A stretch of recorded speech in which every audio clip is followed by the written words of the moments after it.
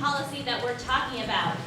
Some of you are very aware of the Safe Congregation policy. You've worked with it before. For some of you, this might be the first time that you're hearing that we have a Safe Congregation policy. So our Safe Congregation policy is a congregation-wide policy that is designed to mitigate risk.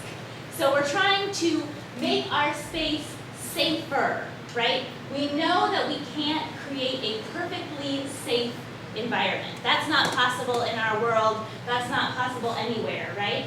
But we want to make it safer, as safe as we can, right? And particularly for children, youth, and vulnerable adults. So this policy applies to everyone, and there are parts of it that are designed to keep everyone safe, but there are also parts of it that are specific to those vulnerable populations, children, youth, and vulnerable adults. And we'll talk more about those later on in the training. What all is covered in this policy, you might be wondering. It's pretty big, so I think every group has a copy, and it's about 40 pages long. So there's a lot covered in the policy. I would encourage you some evening when you need reading to read the whole thing. But we're going to cover all the highlights that you need to know for your particular role today. So the things that are covered are prevention, so things like screening, hiring, training. How are we trying to stop the things that we don't want to happen, the things that aren't safe, from happening here? We do that in a whole bunch of different ways. There are particular guidelines, so guidelines particularly around children and youth and vulnerable adults and how we interact with them and how we organize spaces where they're present. There's a part about the Safe Congregation Response Team, and we'll talk a little bit more about what that is later. But the Safe Congregation Response Team is a group of people who are on the team because of the position they hold in the church. And let's actually just say who those people are right now. So it's always the minister, so I'm on that team. The director of faith formation, so Sadie's on the team. The church administrator, what is your title? So Sherry's on the team. The congregational president, so Carol Hood, and the congregational vice president, so Brenna Wood. So we're all in the room here. We are the Safe Congregation Response Team. We don't meet regularly, but we come together when there are incidents that need responding to. And you'll see that reference throughout the training. Then there's a section that's on behavior policy, dangerous, disruptive, and offensive behavior, and how we deal with that. There's a section that's all about responding to incidents. So if there's an incident that happens, how do we respond to that?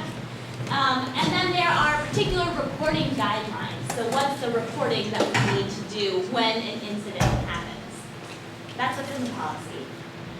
How is it developed? So this is a relatively new policy for us.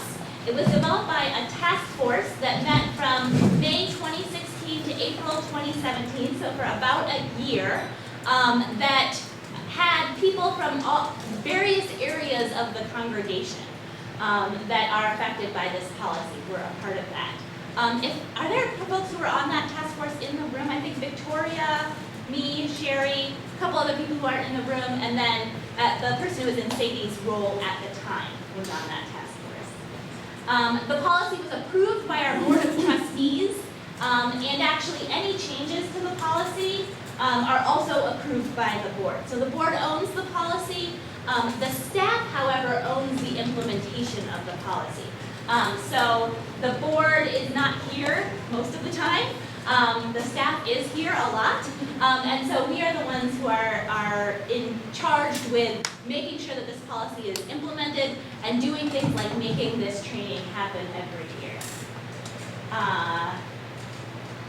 And of course, we need all of your help, right? One of the reasons you're here is that even the staff are not here all the time, and so we need the help of leaders like you to make sure that we follow this policy and really try to make this environment as safe as possible for you and for all the members of the congregation.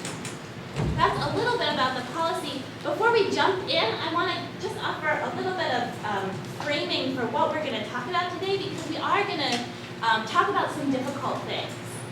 Whenever you're talking about safety, you have to talk about danger, right? And what are the dangers that we're trying to keep ourselves safer from? And as we do that, I'm really mindful of the way in which our culture tends to push us towards fear, right? And try to make us fearful of one another, of the people around us, the people inside these walls, outside these walls, who might come into this space. And we don't want this training to add to that culture of fear.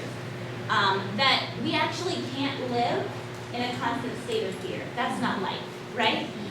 So we're going to talk about some hard things, but I also want to, keep in mind our belief as Unitarian Universalists in the inherent worth of every person, our belief that we're better together, that we can trust one another, and I think all of that will actually help us more than giving into this culture of fear that we're surrounded by. So we're going to talk about some hard things, and the reality is those hard things might happen here, right? We've seen that happen everywhere. And the other reality is the chance of that happening is very small. So what we don't want you to leave here today with is a sense of fear every time you enter this building, right? We try to keep things as safe here as we can, and the rest is out of our control. And we want to keep living as a community in a way that doesn't feel fearful, but feels based in trust. So how's that sound? Can we do that?